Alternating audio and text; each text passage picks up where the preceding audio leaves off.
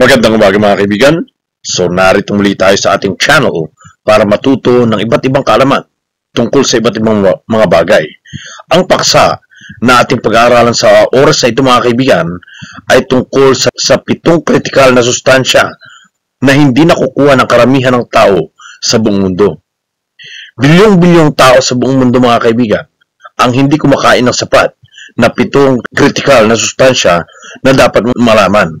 Narito ang paraan kung paano mo maisasama sa iyong diet ang mga nutrisyon na ito.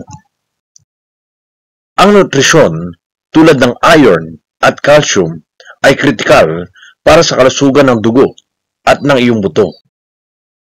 Ngunit sa kalahati ng pandaigdigang populasyon ay hindi kumakain ng mga ito ng sapat at 5 pang nutrients na mahalaga para sa kalusugan ng tao.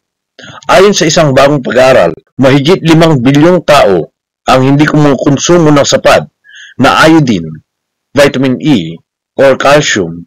Yan ang nalaman sa pag-aaral na inilathala noong Agosto 29, year 2024 sa journal ng Lancet Global Health. At higit sa 4 na bilyong tao ang may insufficient intake ng iron, riboflavin, folate at vitamin C. Narito ang listahan kung bakit mahalaga ang 7 nutrients with lowest global intake at ang ilan sa mga pagkain na mayaman sa kanila. Una, ang calcium. Ito ay mahalaga para sa pagkakaroon ng matibay na buto at sa pangkalahatang kalusugan.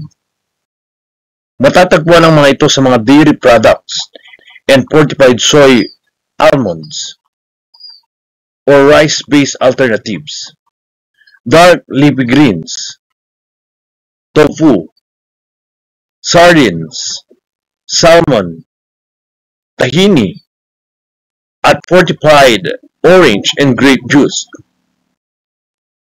Ikalawa sa listahan natin mga kaibigan ay ang folate.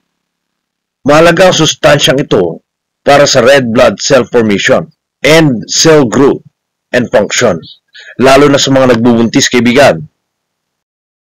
Matatagpuan ito sa mga dark green vegetables, beans, and peas,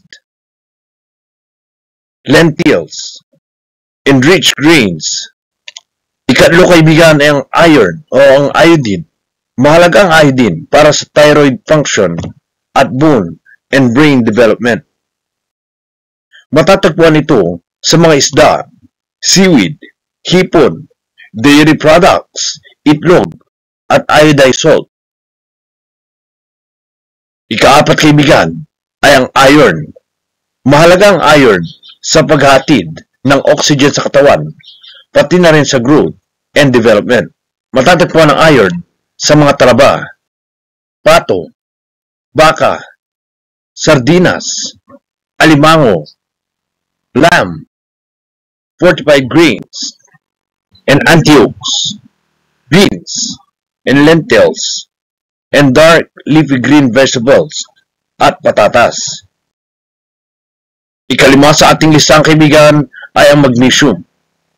Mahalaga ang magnesium para sa muscle and nerve function, blood sugar, blood pressure, paggawa ng protein, buto, at DNA. Matatagpuan ang mga ito sa munggo, sa mani, sa mga butod o mga seeds, whole grains. Ika-6 sa ating listang kaibigan ay ang niacin. Mahalaga ang niacin para sa nervous at digestive system. Matatagpuan ito sa mga beef, chicken, marinara sauce, turkey, brown rice, pumpkin seeds, salmons. Ika-7 sa ating listang kaibigan ay ang riboflavin. Mahalaga ito sa metabolism ng pagkain, para sa enerhiya, para sa immune system, at healthy skin at buhok. Matatagpuan ito sa itlog, dairy products, karne, at mga greens, at mga berdeng gulay. So yan lang mga kaibigan ng ating napag-aralan.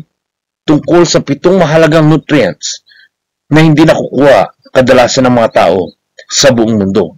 Sana ay meron kayo natutunan sa ating video sa umagang ito mga kaibigan, at kung gusto nyo pa ng ganitong mga videos tungkol sa kaalaman, don't forget to click the subscribe button at yung notification bell sa baba ng ating video para lagi kayong updated sa aking mga latest uploads sa aking channel.